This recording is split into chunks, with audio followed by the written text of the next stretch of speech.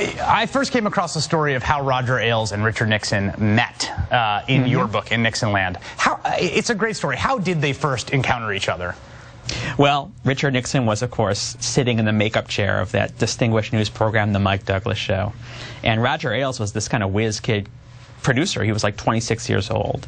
And Richard Nixon nervously makes some joke about how ridiculous it is, the things you have to do to run for president these days. You have to show up on these ladies' daytime TV shows. And Roger Ailes was a pretty gutsy guy. He looked Nixon in the eye, this 26-year-old, the vice president of the United States. And he said, if you think that TV is ridiculous, you're never going to become president.